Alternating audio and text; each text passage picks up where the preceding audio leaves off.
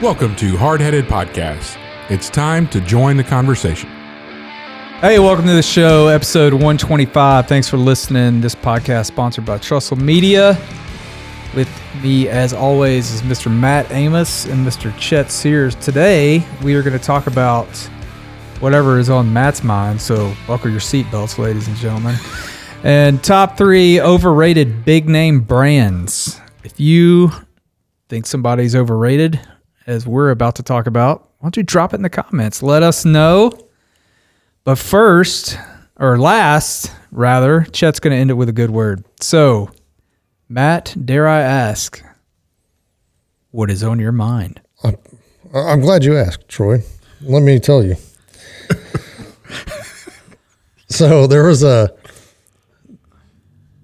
a disturbed person who recently went and shot up another school, and everybody's all up in arms again. Oh, you're serious? I thought you were being really silly there for a little bit. He got serious on us real quick. Yeah, I just switched because what I was originally going to say was we're going to talk about what's on Matt's mind, and I looked down to make sure what I was going to talk about today because I had a couple things written down, and the way my handwriting looks, it says guns / and then I thought it said dicks, but it says pills. So it was just the way I wrote it was, and then your sign and all that. But okay. So anyway, I'm glad you can read your own handwriting. Yeah, we're going to talk about Richards or not.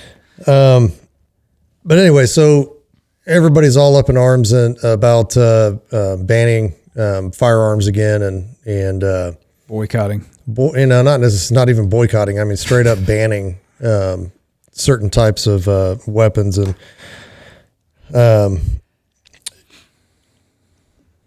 I've reached a point where I would agree that these semi-automatic rifles are weapons of war. And guess what? That's exactly what I want them for. I don't care. All semi-automatic rifles? They want to, so it doesn't matter because the AR is nothing more than a semi-automatic rifle. So if you want to ban that, what's stopping you from banning other semi-automatic rifles? Well, that's what they want to do. Right. That's what I'm saying. But I think they're, and it kind of goes back and in the course of trying to do some research on, these shooters and, because obviously they're messed up in the head. That's painfully obvious, even though I've had people argue with me online that of the opposite of that effect. I said, so you mean to tell me that they weren't mentally ill when they went and did that?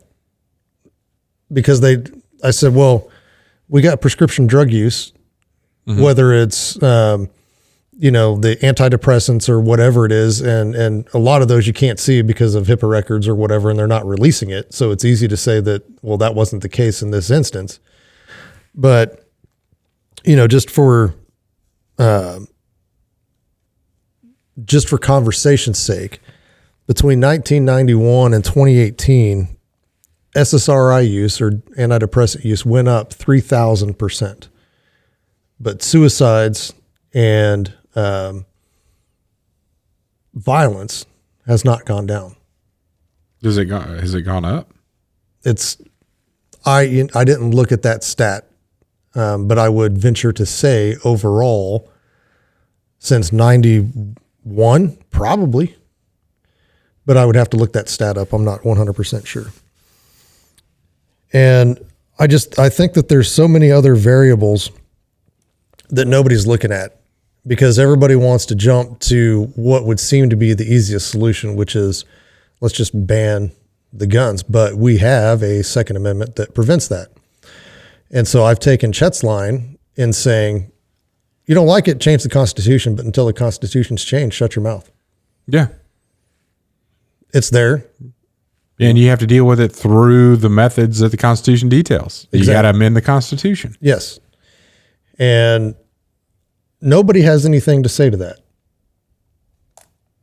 They they basically shut up at that point, and then they go back on off all their other talking points about banning whatever. And I'm like, you can't do that according to the Constitution. Yeah.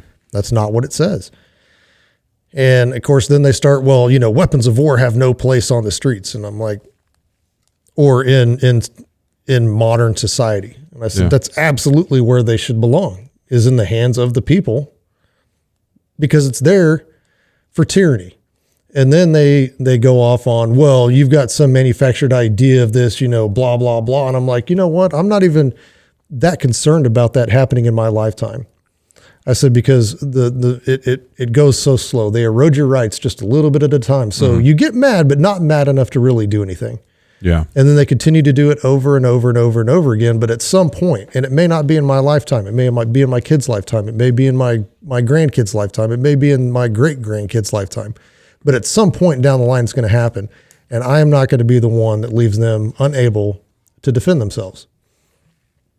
And so I think people are a little just short-sighted. They're not thinking long-term. They're only thinking about themselves and their current time, which is most people nowadays anyway. All they care about is really themselves and how they look and feel. And they want their opinions expressed, but they don't care about down the road because they just don't have the sight or the looking into the future to understand how things can actually go from good to bad real quick. I mean, you look at any of the other countries that have done that, and it's gone from good to bad real quick. Mm-hmm. So we look at so obviously the use of antidepressants has gone up. The United States alone consumes over 90% of the world's opium, whether that's medication form, whatever. We consume 90% of it, and we consume 99% of the world's hydrocodone, Percocet, basically. Yeah. 99% of it. What are we covering up? Nobody's hurting that much. There's people in other countries who get over stuff without it. But I can tell you from personal experience, and it may not be hydrocodone, even though I was on that. My drug of choice is Dilaudid. If anybody's got, but it's fantastic. It is awesome, right? I'm telling you. So it makes you used by a medical professional in those environments. I can tell you. Oh, I mean, when and then the pill form, that's awesome. After surgery or something like that. But when you go in, you get the IV form in the hospital from a kidney stone. Oh my God, it's awesome. Yeah. Right. Man, but sounds like I'm sitting with a couple of addicts over here. Dude. But I quit, right? I got off of all that, and because I don't need it anymore. But it makes you feel fantastic. So what are people covering up? Because it's not for pain. Yeah. They're like, I want to feel good. So whether that's recreational drug use, whether that's, prescription drug abuse, whatever it is. Well, I think a lot of people, though, they have similar things that happen to them, and they get stuck on these. And like you were able to get off of them. But I think a lot of people, they just get stuck and they can't get off of them. I mean, you got... Which goes to, why did you have that specific drug in the first place? And that goes back to the 99% of the people in the world. Well, then why is it schedulable in the U.S.? Yeah. You can't even buy Advil in Europe. Yeah. So... Oh. Like, because some Big Pharma tears your stomach up or making something. Making a ton of money on killing us all, getting us addicted to pills, Yeah, but it's not just that. So I think it's an overwhelming sign of just a gross amount of depression going around, because you take that stuff and you feel good, and then you come off of that stuff and you feel bad again. And I could go through the whole, I think, and I've talked about it before, that circle, that loop that starts in your brain, and that your brain tells your body you need it. You don't, but your brain is the most powerful tool that you've got. And it tells your body, hey, you're in pain. You need this. You feel bad. You need this. And so you continue to take it. But I've talked about that before, and that's a different topic. But you look at it too. So, and everybody, and I just think that there needs to be more things that are looked at. So in 1994 is when the assault weapons ban lapsed and was not renewed. And everybody all of a sudden says, oh, well, crime and school shootings have gone up since 1994 when that ban was put in, when that ban was no longer in place. But at the same time, the internet was gaining popularity. So people just started to really have the internet at home to where they could, go to chat rooms and talk back and forth. And people started spending more time inside because computers and video games. And so I'm not attributing necessarily violent video games to a rise in violence, but Because you play them. Or I play them, but I've already gotten my violence out. I joined the Marine Corps, and if you've got a penchant for that, join the military. You'll get it all out.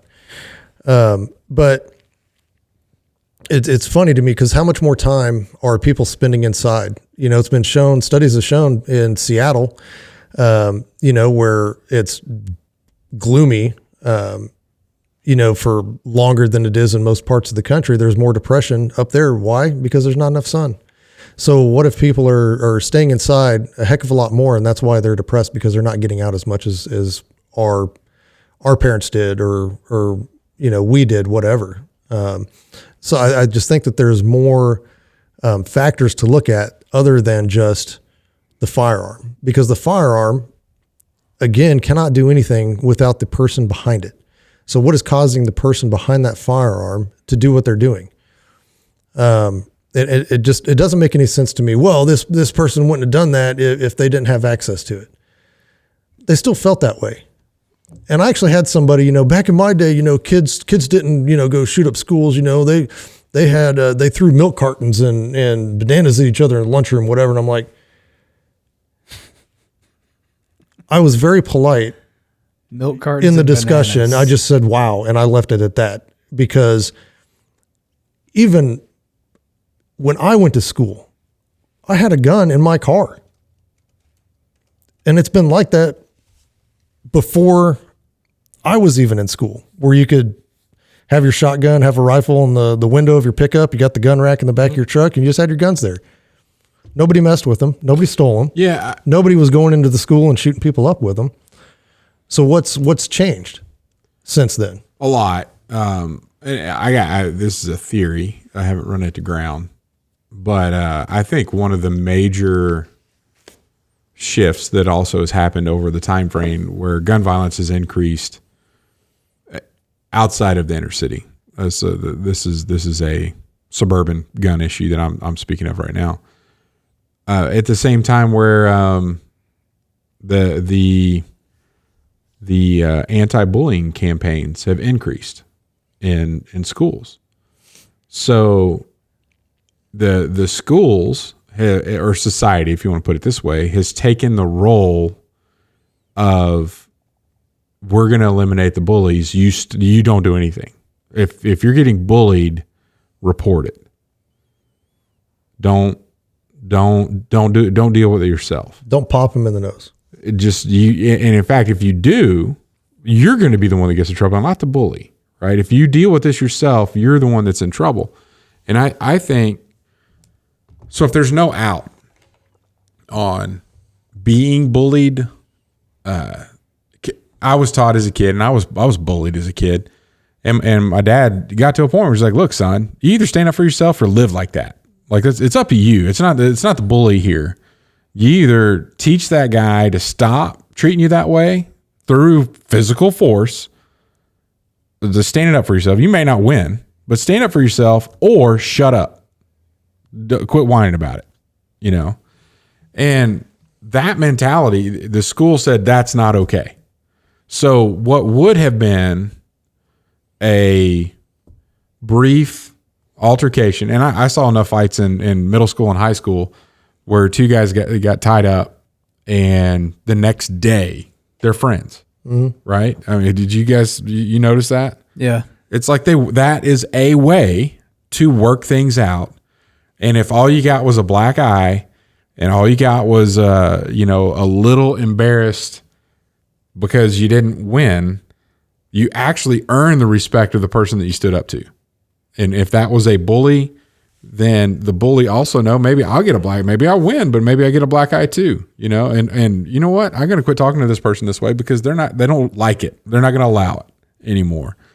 That role in our society has been removed, and you can't stand up for yourself anymore. You have to go to the authorities, the school, and have the school deal with it. How does the school deal with it? It's not enforced in a way that teaches the bully that there are consequences for your actions. And typically the good consequence for the actions back then is I'm going to get popped in the nose. Like I'm going to pick on this kid until a certain point where it's just over. Like I'm going to get popped in the nose. So the people that are being bullied don't have an out. Nothing. There's no way for them there's no path for them to deal. So it just builds and builds and builds and builds and builds. And then what do?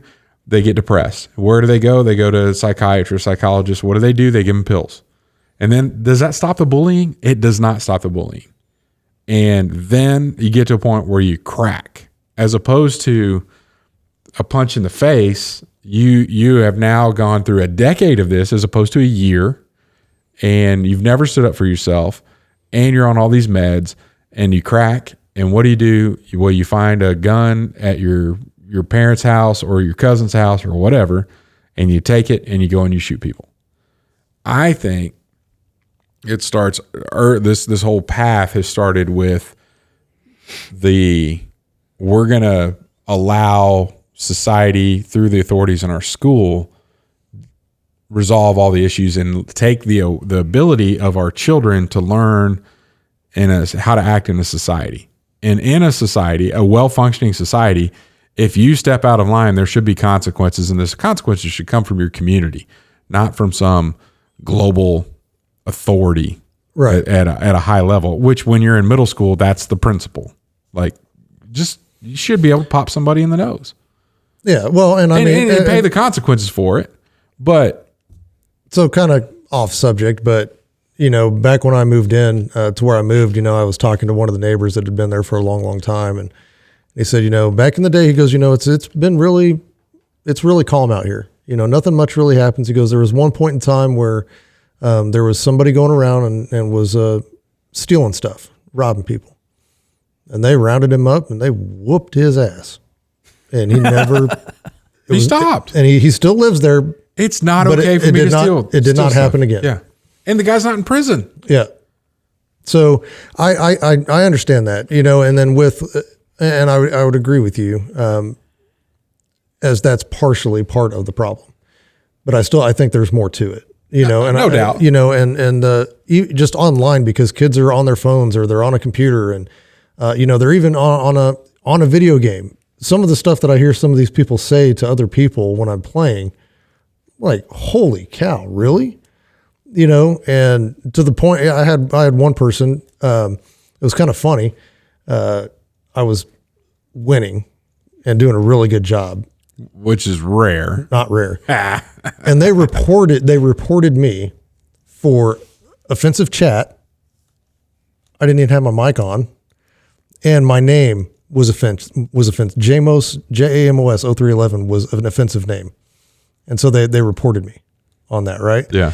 So, and it's just, it's stupid, right? But some of the stuff that these people are saying to each other, because there's no consequence for what they're saying. Because they're not going to get popped in the nose. 100%, because I guarantee if that fool will stand in front of my face, he ain't doing that. Yeah. Guaranteed. He's a chicken. Caw-caw. Caw-caw, caw-caw. It's the same crap with people hiding behind their keyboard on social media. Yeah, but you can do that, and I agree. And you go out in society and you do that, and nothing happens. Like, because you're taught not to. No, don't get in a fight. Don't do anything. Don't punch him. Yeah, because then, oh man, now you're a threat. I'm just saying, in that social experiment, maybe it's not working out. I would say that maybe the way either. the schools today deal with. Maybe you should let the kids work it out. Yeah, So I was a freshman in a civics class, and I don't even remember this guy's name, but there was a senior in there, like a third time he was taking it, and I had a growth spurt later in life. I was a 5 foot whatever pipsqueak little freshman, and this dude was sitting behind me, and every day he would just reach back there and grab the hairs in the back of my neck, pull on them, do whatever, just all day, all class long, just like And I'd be like, dude, you need to stop. And I would have got whooped. If we would have gotten a fight, I would have, this guy had 50, 60 pounds on me, and he was 4 years older than me. But one day, and we were into the semester or whatever, pretty good while into the 9-week period. I just had it. So I stood up, one of those where you stand up and throw the desk at the same time. Kind of just stood up and spun around and shoved the desk out of the way. Where I was ready to boat up, like, we're doing this now. Like, I'm not going to take this anymore. And our teacher was Mr. Jackson, and he got over there, and then this dude, he was about to go down. I was about to drop like a sack of potatoes. Like, he would have knocked my lights out. And teacher got there and kind of got in between us, and he told the dude, he's like, you need to learn a lesson. And he's like, what? He said, you've been picking on this kid all class, the whole 9-week period. You've been picking on him, and you've been pushing him to a limit. And I just want to know right now, have you ever met his dad? And he's like, well, huh? He's like, his dad's like 6'2". So, and he's young. He's going to be more than 6 foot tall. You're 18 and you peaked at 5'8" or whatever.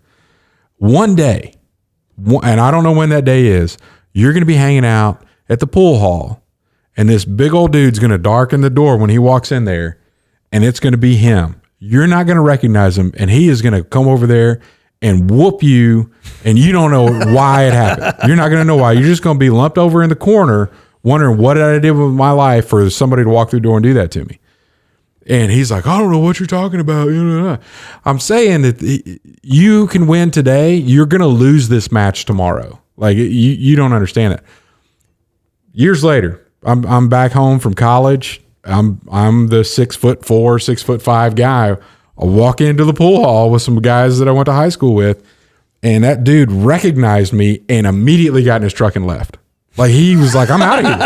Like, it all came back at that moment. He's like, you know what? There are consequences for my actions. They may not come today. That teacher knew what was going to happen. I'm getting out of here. Yeah. He's like, and there was the only place in town to hang out was that pool hall. But he's like, I don't want to live with this. I heard about this. I heard what happens in this scenario, and I don't want to. And that dude is a lot bigger than me now, But there were consequences, and it wasn't like he's going to call the cops or he's going to, like, one day he may not be able to do it today, but one day you're going to get whooped because of your behavior today. I don't know a kid that goes to school today that feels like, if I keep doing this, somebody's going to whoop me. I don't. I just don't think that's the violence, and the small violence, not gun violence, the black eye, I get a bloody nose, a fat lip. There's no opportunity for that in this day. And I don't know. Maybe I'm way off here, but I'm thinking, yeah, maybe that needs to come back at the kid level. I'm with you. I don't think adults need to be running out there punching each other. I teach my kids that. I mean, my boys pick on each other all the time, and I tell, especially one of them, the middle child, I told him the other day, if you keep running your mouth like you're running your mouth to this neighbor, yeah. And y'all pick on each other all the time. I get it. But if you keep running your mouth like that, somebody's going to rear back and knock your butt out. Yeah. And I keep having to tell him. And hopefully for my parents' sake, hopefully somebody will punch him in the face. Yeah, somebody when he's 8 years old, 10 years old. Well, his little brother has already done it a couple of times. And I've said, I told you so. What you get. Yeah. You behave this way, there's consequences. Exactly. So we need more of that. We do. But anyway, that's what's been on my mind. They don't need to take it too far, by the way. It's not the guns. There's something going on mentally with people. I'm with you. And if you want to change the Second Amendment, go change the Second Amendment. Yeah. Not through the court system. Do it through the Constitution. Eliminate it. Yep. And the one other thing, and before we move, I know we're spending a lot of time on this. The very interesting thing with this debate that really makes me so angry is that both sides want the same thing. We should. We don't want kids to die. But one side of this debate is acting as if the other side wants kids to die. Right. And that's not the case. So I think we try to at least need to agree that we both would rather our kids not die. So don't come at me because I promote the Second Amendment as if I promote children dying. And I'll give you my word, I won't. That's not what you want either. I understand that, Mr. Gun Control person. We need to agree on some solutions, though. And if you think it's the Second Amendment is bad, then go change the Second Amendment. Don't try to restrict it. Double back on the 1994 assault weapons ban. Started in 94, ended in 2004. Yep.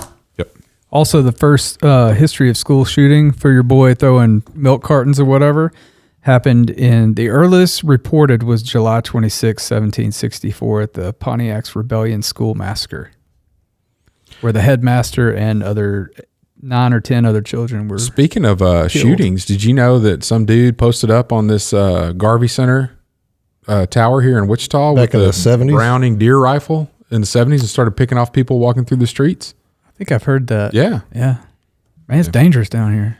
Mm-hmm. That's why I don't ever come here. Okay. Moving on.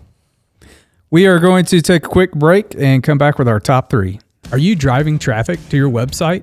Do you have an engaging homepage? Better yet, does your homepage have a video? We recently created a video for a client about his business and the services they provide. Since he placed the video on the homepage of their website, he has had a number of clients specifically say they decided to use his services because of that video. At Trussell Media, we help businesses create engaging videos to host on their websites, email to clients, and use in their social media marketing.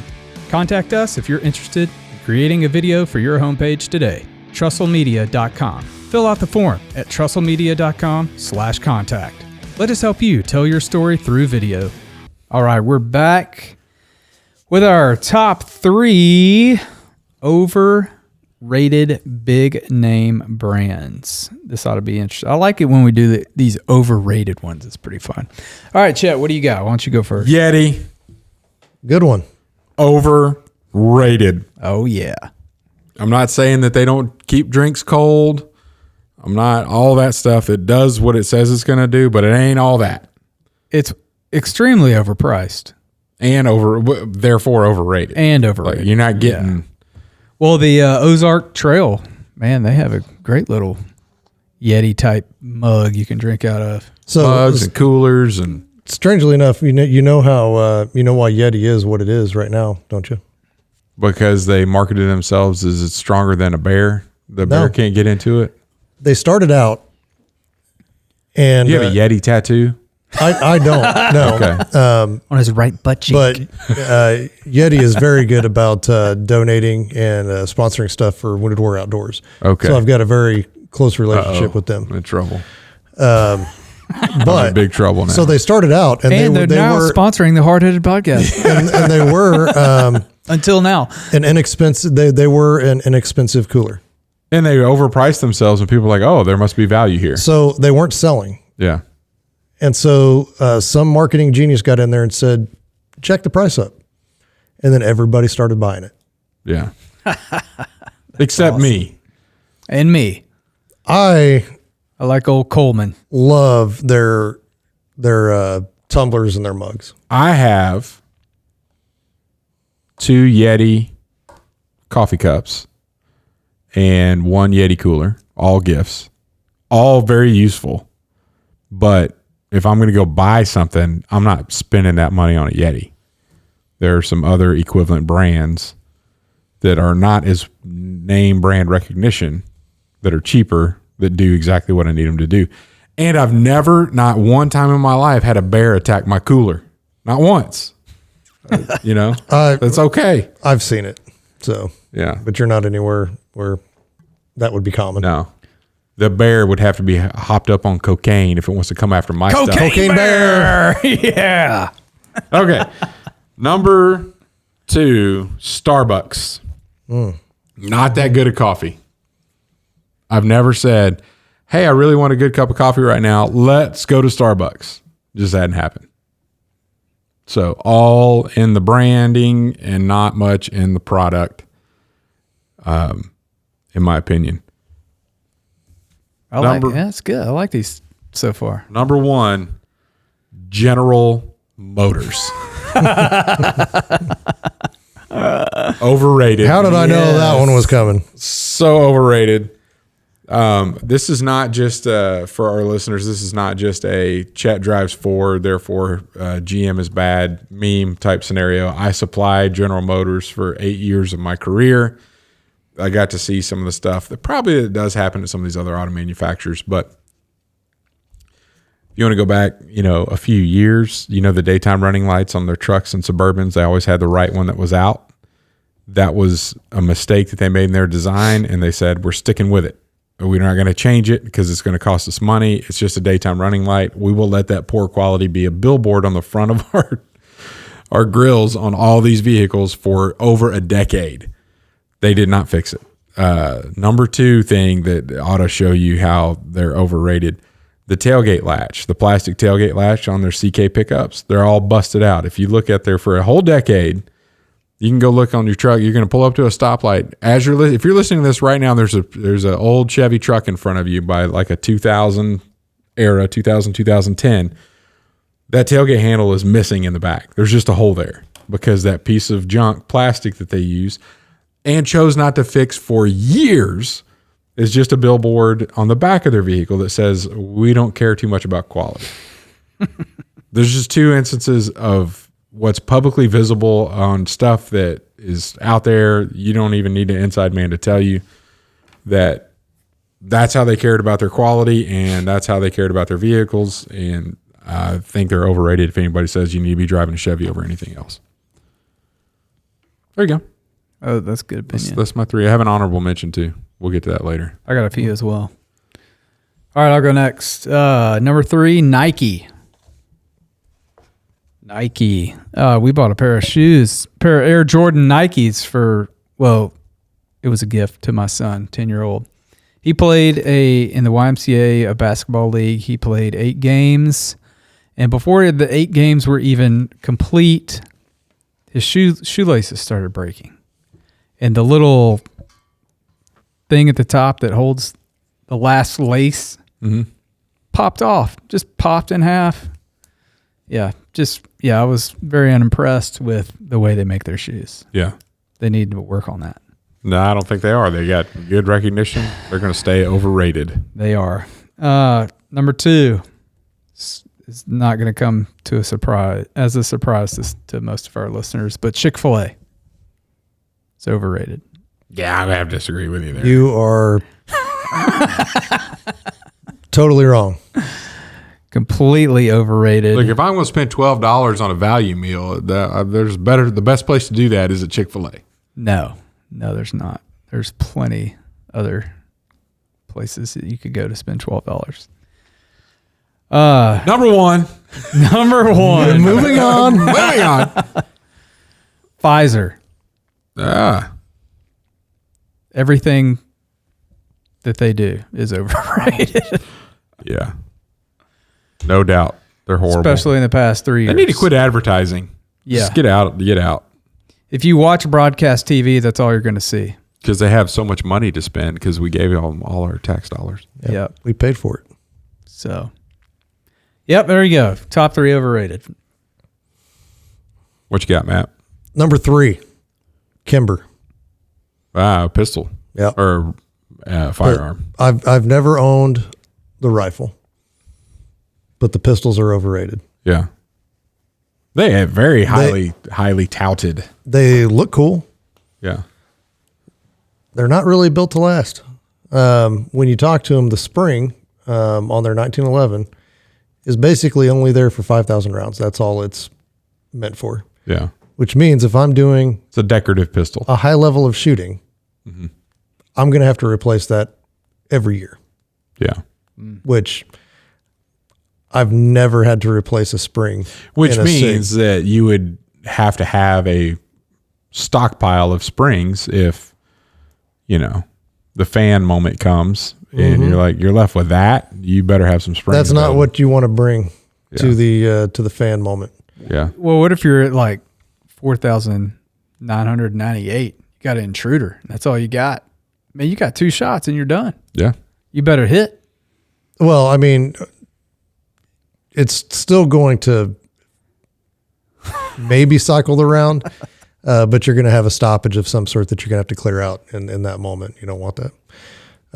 But is that why 1911 shooters practice so much on clearing stoppages, because it happens so often? Maybe. But I just know that their springs are just very, very weak. They just don't last. Number 2, John Deere. Ooh. And I've owned John Deere mowers. I've never owned a tractor, and I can't speak for like their agricultural, the big equipment type stuff, because I think those are probably some of the best in the business at what they do. But their smaller stuff for the consumer, No good. overrated, way overrated for what you get. So I bought one, I don't know, 60-inch mower, something like that.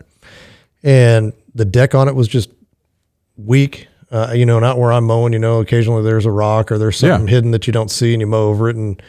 And I think I'd owned this $4,000 mower for a couple of months and bent a spindle by running over a rock. I mean, Ugh. and So you went into that with expectation like this is the most durable thing on the market. it's going to hold up, Yeah. and now granted it runs, nothing runs like a Deere. Yeah. I mean, it runs, Doesn't mow. but it won't mow Yeah. anymore. And, of course I went and I upgraded and I spent a little bit more money, got a bad boy mower, and that thing is built like you would not believe. That's what you would expect a John Deere to be built like. Yeah.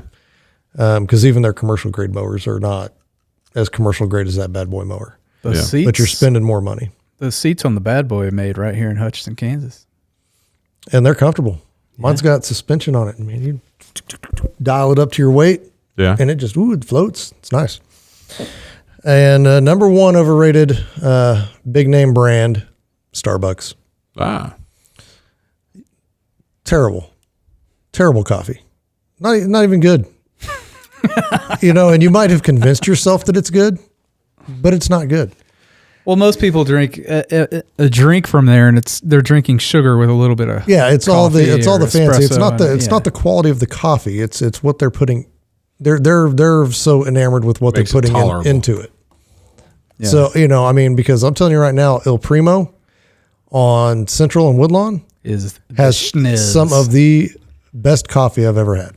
I like their caramel macchiato a lot better than Starbucks. Phenomenal coffee. They have a fantastic bacon breakfast burrito as I well. do the sausage breakfast The burrito. sausage very. I like the sausage. I like the better. bacon. I'm a bacon fan. But The But it's burrito's best breakfast burrito in town. 100%. Oh, yeah. Bar none. Yeah. But anyway, that's my 3. good stuff. All right. Tell us your top 3. Leave a comment or call in to the hotline 1-888 Matt Amos. Yeah. I would like to talk to you about prescription drugs. Anyway, Chet, you got our good word there? I do. And the word, not necessarily good. Sanhedrin. Oh, bad. Terrible. What do you guys think of when you hear of the Sanhedrin? Holier than thou. Holier than thou. Hypocrites. Hypocrites. What else? They did not believe in. Was it? Yeah, they didn't believe in the resurrection, right? Well, They didn't believe that. they try to cover up the resurrection. They're also the group. Whenever you hear the story of Jesus' crucifixion, they're the chief priests that petitioned Pilate to crucify Jesus. Right. So if you go back, let's step back a little bit further. The Sanhedrin was set up of, it depended on the size of where they were, what was going on, 23 or 70 leaders, 70 priests that would lead the group of Israelites, and sometimes that was at a municipality level, and sometimes it was for the whole nation of Israel. And at Jesus' time, there was a group of 70, and it was for the whole nation of Israel. And they weren't all bad. Nicodemus was one of the members of the Sanhedrin. Joseph, the The individual that let Jesus borrow his tomb was also Joseph part of the Arimathea. Yes, he was in the Sanhedrin. So this isn't all in, but the Sanhedrin was also the group of people that had Jesus arrested. They all, if you go into the account of Matthew, the people were given a choice. Pilate in it is like, hey, dude didn't do anything wrong, can't crucify him. Sanhedrin said, well, we got another guy that's been proven guilty. Can you at least, both of them, we want both of them to be crucified, but can you give one of them back? And the other one, if the people vote. Well, the Sanhedrin was the one that got the crowd to start saying, give us Barabbas, bring him back, right? We want Barabbas, crucify Jesus. Well, it goes in Matthew, it details how it was the Sanhedrin, the chief priest, that drummed up the crowd to say that. So lot of bad things, and they were also, we talked about earlier in one of your what you were talking about a couple episodes ago, Troy, how there was an effort to say that Jesus was his body was stolen. That was started by the Sanhedrin. Yeah, like we're doing everything that we can to discount and discredit.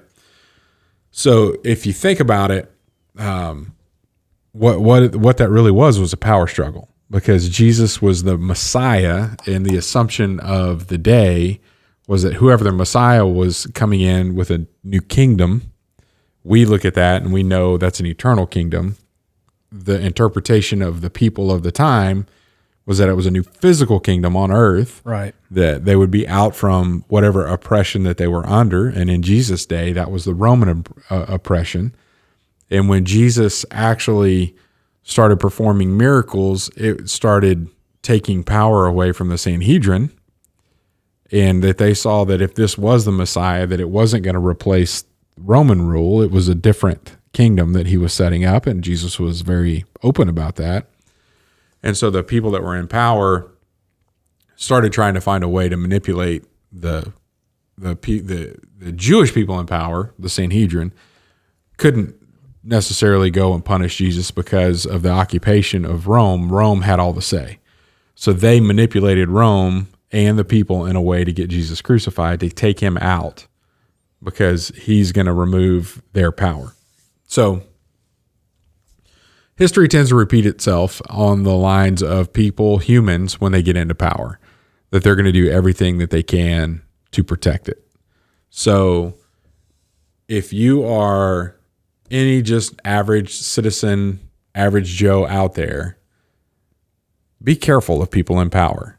Not all of them are bad. We see instances where out of 70, at least 2 were still trying to pursue the right thing. You notice that Nicodemus met with Jesus in private because he didn't want people to know that he was trying to find out more, because he already knew that there was an undercurrent that didn't like Jesus, and they wanted to do what they could to get him out of there.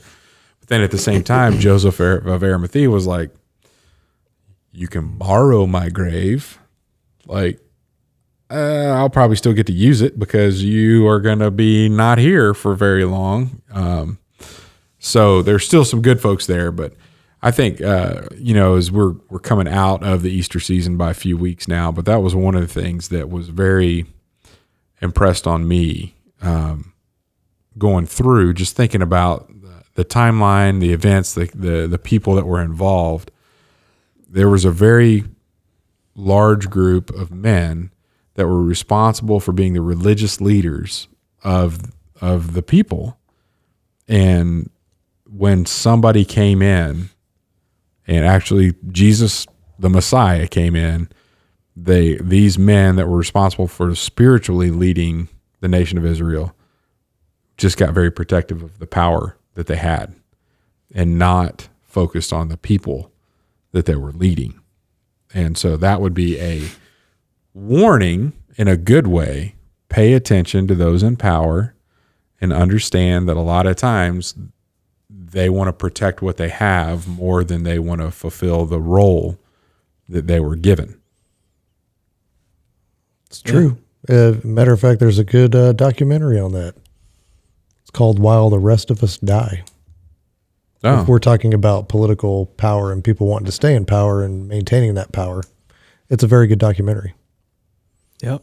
that shows that they do not care about you. Well, it happens all the time. I mean, And it's been proven since way back. yep. Thanks for listening to the Hardheaded Podcast. Don't forget to share this podcast with others to help us get the word out. Also, if you haven't yet, please rate and review the show. This helps our podcast show up in other people's suggested shows that may or may not have listened to us before. Thanks for listening, and we'll see you next week.